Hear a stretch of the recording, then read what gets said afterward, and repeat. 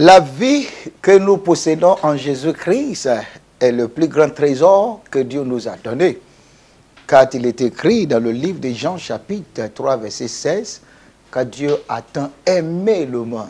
Oh, quel amour profond que Dieu avait pour toi et moi et qui nous a donné son Fils unique afin que quiconque croit en lui ne périsse point mais qu'il ait la vie éternelle. Je sais que cette vie éternelle est l'objectif principal, est le but principal pour tous ceux que Christ a appelés, pour tous ceux qui bénéficient de cette miséricorde, parce que ce n'est pas la miséricorde que Dieu nous avait considérée et qui nous a donné la grâce pour être sauvés. Recevez mes salutations chez vous, là où vous êtes, que notre Dieu continue de vous bénir. Je suis votre serviteur, le pasteur Ola, et soyez tous les bienvenus dans notre programme intitulé Apocalypse. Aujourd'hui, notre troisième numéro, nous parlerons de la deuxième lettre que Christ avait écrite à l'Église, que Christ avait écrite à nous. Cette lettre, je vous avais expliqué la dernière fois que ce ne sont pas des lettres qui sont écrites seulement aux églises, parce que nous sommes les églises du Seigneur. Cette lettre est écrite à chacun de nous et nous devons les considérer, nous devons comprendre le contenu de chaque lettre et comment nous devons nous positionner pour répondre à ces lettres. Mes salutations à tous ceux qui nous ont écrit et qui ont posé des questions sur certaines choses qui ont été enseignées, particulièrement autour de cette facette que l'homme doit traverser pour qu'il puisse devenir celui qui est agréable et qui entrera dans le repos éternel en Jésus-Christ. La première chose que nous avons dit, il faut la repentance. Deuxième chose, il faut la conversion. Troisième chose, il faut la transformation au niveau 4. Nous avons parlé d'être en conformité à l'image de Christ. Et cinquième chose, il faut à tout prix que nous atteignions la dimension de la transfiguration où tout ce qui est Christ, qui est en nous, se reflète, sont vus par ceux qui nous voient et qui vivent autour de nous, la transfiguration. Et notre sixième point, c'est l'état des vainqueurs, que nous soyons tous des vainqueurs, et quel que soit ce que le diable dépose devant nous, que ces choses échouent devant nos portes. Et notre dernière étape est l'étape d'être enlevé, d'être prêt à être enlevé en anglais. C'est appelé being translated, alléluia, où nous allons recevoir le corps glorieux, le corps majestueux que Christ nous donnera. C'est pourquoi nous allons continuer d'énumérer des lettres. La première lettre que nous avons vue, nous avons dit que ceci nous appelle à la repentance. À la repentance, où Jésus-Christ avait dit des choses. Il dit, dans le livre d'Apocalypse, chapitre 2, verset 1, il dit, écrit à l'ange de l'église d'Éphèse, voici ce qu'il dit, celui qui tient les 7 étoiles dans sa main droite, celui qui marche au milieu des 7 chandeliers d'or. Les 7 chandeliers d'or sont la lumière, oui, les 7 lumières, et qui nous montrent certaines choses qui sont anormales à nous, qui révèlent, qui illuminent notre conscience et qui nous fait savoir qu'il y a certaines choses que nous devons arrêter, que nous devons modifier, que nous devons ajuster dans nos vies. Cela nous conduit à la repentance. C'est pourquoi Jésus-Christ avait dit au verset 4, il dit, tu as fait beaucoup de choses, je connais tes œuvres. Au verset 2, tu as supporté, tu n'as pas accepté toutes ces choses, mais ce que j'ai contre toi, c'est que tu as abandonné ton premier amour. Souviens-toi d'où tu es tombé, réponds-toi et pratique tes premières œuvres. Là-bas, il a parlé de la repentance. Donc, il est très important de comprendre que notre première étape est la repentance. Et deuxième étape que nous avons appelée la conversion. Donc, la deuxième lettre est écrite pour la conversion. Permettez que je lis ce texte dans le livre d'Apocalypse, chapitre 2, verset 8. Du verset 8 au verset 11, la deuxième lettre. Écrit à l'ange de l'église de Smyrne, Voici ce que dit le premier et le dernier. Celui qui était mort et qui est revenu à la vie. Si vous pouvez souligner dans vos Bibles, et qui est revenu à la vie. Qui est revenu à la vie. Cela parle de la conversion. Il était dans la mort, dans le côté de la mort, mais il est maintenant revenu à la vie. Apôtre Paul nous a mieux expliqué ça dans le livre des Colossiens, que je vous demande d'ouvrir, si vous avez vos Bibles avec vous. Dans le livre des Colossiens, chapitre 1, verset 12 au verset 14, apôtre Paul nous avait expliqué, revenu à la vie. Nous étions dans la mort, maintenant nous sommes revenus à la vie, la conversion. Il dit, rendez grâce au Père, qui vous a rendu capable d'avoir part à l'héritage des saints dans la lumière. C'est-à-dire, nous étions dans les ténèbres, maintenant nous sommes dans la lumière. D'avoir part à l'héritage des saints dans la lumière, qui nous a délivrés de la puissance des ténèbres, ou autrement dit, de la puissance de la mort, et nous a transportés dans le royaume du Fils de son amour. Nous étions d'un côté, et nous avons opté pour la repentance, et après notre repentance, Dieu nous transporte. Alléluia. Dieu nous transporte des ténèbres à la lumière. C'est ce que nous appelons la conversion. La conversion. Certaines personnes pensent que je deviens chrétien, je suis converti au christianisme. On ne se convertit pas au christianisme. On est transporté des ténèbres après la repentance. On est transporté des ténèbres après la repentance à la lumière. On est transporté à la lumière. Alléluia. C'est pourquoi il dit, et nous a transportés dans le royaume du Fils de son amour. Transportés du Fils de son amour, en qui nous avons la rédemption, la rémission des péchés. Nous avons la rédemption et nous avons aussi la rémission des péchés. Christ était clair là-dessus. Dans le livre de Jean, chapitre 3, n'oubliez pas, je ne voulais pas que vous oubliez cette partie. Il nous a transportés dans le royaume du Fils de son amour. Il nous a transportés. La conversion est de revenir à la vie. La conversion est d'être transporté des ténèbres dans le royaume du Fils de Dieu. Et de là, nous recevons la rédemption. Le projet de la rédemption commence dans nos vies parce que nous sommes maintenant initiés à la vie éternelle. Nous sommes maintenant introduits à un nouveau royaume. Dans le livre de Jean, chapitre 1, regardez ce que Jésus-Christ dit au sujet de ce concept que je suis en train de partager avec vous. Jean, chapitre 3. Jésus-Christ donnait la réponse à Nicodème. Il donnait la réponse à Nicodème, le grand docteur de la loi. À partir du verset 1, il dit, mais il y eut un homme d'entre les pharisiens nommé Nicodème, un chef des Juifs, qui vint lui après de Jésus dès la nuit et lui dit, Rabbi, nous savons que tu es un docteur venu de Dieu, car personne ne peut faire ces miracles que tu fais si Dieu n'est avec lui. Verset 3, Jésus lui répondit, en vérité, je te l'ai dit, si un homme n'est né de nouveau, si un homme n'est né de nouveau, l'homme naît de nouveau par la repentance. Quand l'homme se répand, il naît de nouveau. Et dit, si un homme n'est né de nouveau, il ne peut voir le royaume de Dieu. Donc la repentance nous aide, nous amène à voir le royaume de Dieu. Maintenant, Nicodème lui dit, comment un homme peut-il naître quand il est vieux? Peut-il rentrer dans le sein de sa mère et naître? Verset 5, Jésus répondit, en vérité, je te l'ai dit, si un homme n'est né d'eau et d'esprit, il ne peut entrer dans le royaume de Dieu. Alléluia. Donc, Dieu ne nous a pas appelés de rentrer dans une église. Dieu ne nous a pas appelés d'être membres d'une église. La grâce du Seigneur nous amène à devenir membre d'une église, mais étant membre d'une église, il faut que d'abord la repentance soit très bien faite.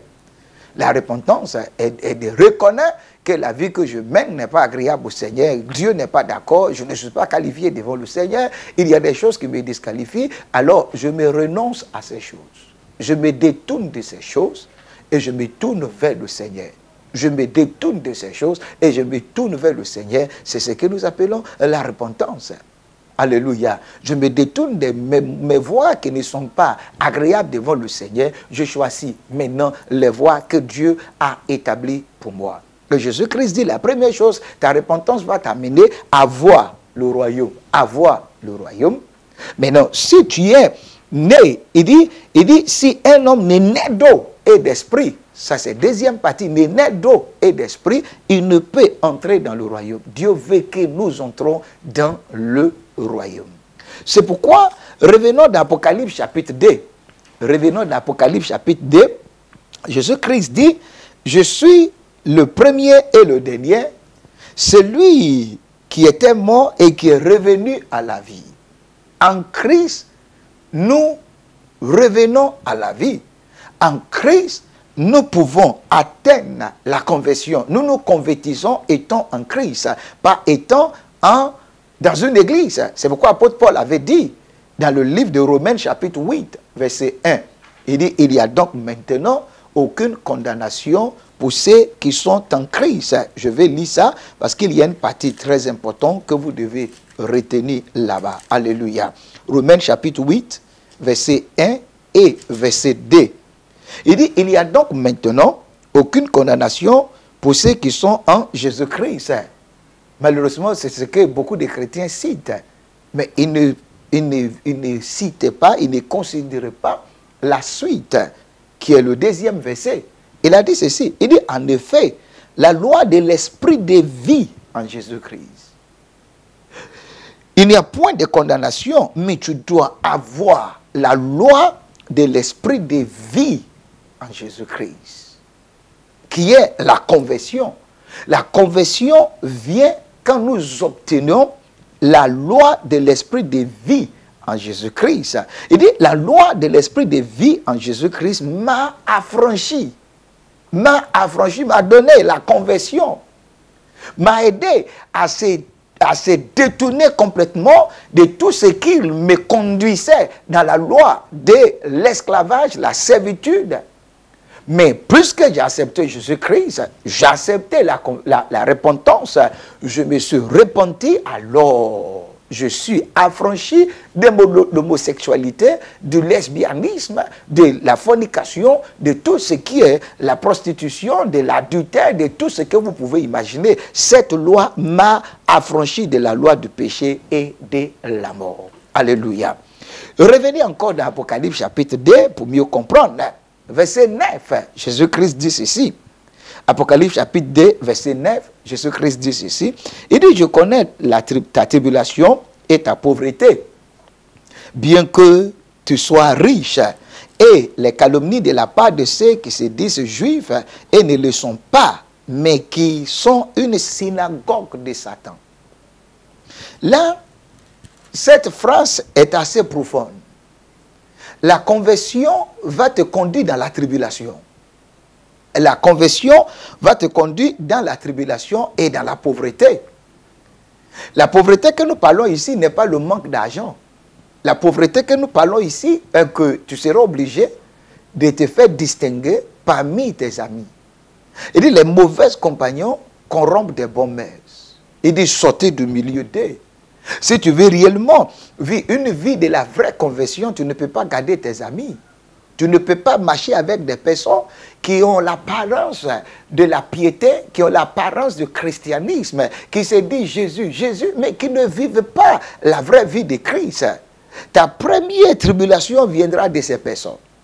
Ces personnes te rendront pauvre. Pauvre en quoi? Tu n'auras plus la joie que tu reçois des hommes, tu ne seras plus dans la compagnie des personnes que tu aimes, tu ne seras plus, tu seras privé de beaucoup de choses pour plaire au Seigneur. C'est pourquoi il a dit, bien que tu sois riche.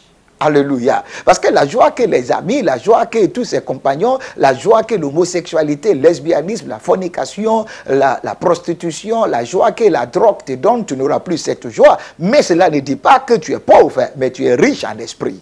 Alléluia. Et c'est pourquoi il a dit, et les personnes qui vont te calomnier, ce sont ceux qui se disent juifs. Parce que quand nous commençons à décider d'être réellement convertis, les personnes qui nous fatiguent sont les demi-chrétiens. Ce sont les demi-chrétiens. Ils se disent chrétiens, ils se disent croyants, mais ils ne pratiquent pas. Ce sont eux qui vont dire, mais ta vie de chrétienté, là, tu exagères. Ce sont eux qui vont te dire, non, mais toi, tu exagères trop dans ta manière de marcher avec Christ. Jésus-Christ n'a pas dit de faire ça, de te couper de telle personne, de te couper de telle chose, de ne plus faire chose. Ce sont eux-mêmes qui vont vous dire qu'il n'y a pas de totem dans le christianisme. Le mot totem, je ne sais pas où les hommes ont trouvé. Dans le christianisme, il y a des exigences. C'est pourquoi il a dit chercher premièrement le royaume et sa justice. La justice, ces justices-là sont ce que les gens appellent des totems. Ils ne sont pas des totems, ce sont des règles du royaume. Ce sont des principes du royaume. Ce sont des valeurs du royaume. Ce sont ceux qui se disent juifs mais qui ne le sont pas, mais qui sont des synagogues de Satan. Ce sont eux qui vont te fatiguer, ce sont eux qui vont te dire que la corruption est normale, ce sont eux qui vont te dire que les mauvais maîtres, Christ va te pardonner, Dieu est juste, il est fidèle de te pardonner. Et ce sont eux qui vont te dire il faut continuer de faire la repentance à l'emploi fini. La repentance, Dieu ne nous a pas appelés simplement de faire la repentance et mourir dans la repentance. La repentance, c'est de se détourner et prendre ta décision de vie, une nouveauté de vie, une nouveauté de vie. La vie qui nous donne la liberté, qui nous donne la délivrance, qui nous amène à ne plus vivre comme des esclaves. Tu ne seras plus l'esclave de la boisson, tu ne seras plus l'esclave de la drogue, tu ne seras plus l'esclave de la cigarette, tu ne seras plus l'esclave de la cupidité, l'esclave de toutes ces choses qui te rendent esclave. Quand tu décides d'être converti, ces choses seront complètement éloignées de toi. C'est pourquoi au verset 10, Jésus-Christ nous a encouragés. Et j'ai aimé cet encouragement. Il dit, ne craigne pas ce que tu vas souffrir. Parce que pour être converti, il y a la souffrance. Alléluia. Ne craigne pas ce que tu vas souffrir. Voici, le diable jettera quelques-uns de vous en prison. Ils vont te jeter dans la prison parce qu'il y a un prix à payer pour être converti. Il y a un prix à payer. Une nouvelle personne va sortir de toi. Une nouvelle nature va s'établir en toi. Il dit, afin que vous soyez éprouvés. La conversion, tu seras éprouvé. Tu ne peux pas être converti sans des épreuves. Parce que tu n'auras plus de l'argent qu'on te donnait, il n'y aura plus de facilité, tu n'auras plus d'amour, que tu reçois des personnes, les amours qui sont conditionnés. Tu n'auras plus tout ça, tu seras éprouvé. Et dit, et vous aurez une tribulation de 10 jours. C'est ce qui est bon, 10 jours. La conversion, il y a une souffrance, il y a des épreuves, mais ce n'est pas pour toujours. Ce n'est pas pour toujours. C'est juste pour 10 jours, c'est pour un temps, c'est pour une période. Et tu vas commencer à jouir des bénéfices extraordinaires, des bénédictions extraordinaires. C'est comme des personnes aujourd'hui, des filles qui vivent la chasteté. 1 an, 2 ans, 3 ans, 4 ans, 5 ans, 6 ans. Il n'y a pas de mari, mais un jour le mari viendra. Alléluia. Et tu vas oublier ta peine du passé. Les mêmes amis, les mêmes demi-chrétiens aujourd'hui qui ont leurs copains, qui ont leurs copines, ils sont contents aujourd'hui parce qu'on les achète des bons parfums, des bons produits, on les amène dans les bons endroits. Toi, on ne t'amène pas là-bas. Mais au nom de Jésus-Christ, quand tu seras dans ton foyer, ils seront toujours des esclaves. Ils seront toujours des esclaves. C'est pourquoi Christ dit, sois fidèle. La seule chose, sois fidèle jusqu'à la mort. Parce qu'il y a un prix à payer pour la conversion. Sois fidèle jusqu'à la mort. Et si tu es fidèle jusqu'à la mort, regarde la récompense. Il dit, et je te donnerai la couronne de vie. Alléluia. La repentance te donnera l'accès à l'arbre de vie, mais la conversion, Dieu te donnera la couronne de vie. Je prie que tu reçois cette couronne au nom de Jésus-Christ. Maintenant, il a fini en disant que celui qui a des oreilles entende ce que l'Esprit dit aux églises, celui qui vaincra n'aura pas à souffrir la seconde mort. Tu auras deux choses. La première chose, la couronne de vie, et tu n'auras pas à souffrir la seconde mort. Que la gloire de notre Seigneur Jésus-Christ soit avec vous. C'était toujours un grand plaisir de partager ce moment avec vous. Merci. Que Dieu bénisse votre famille. Amen.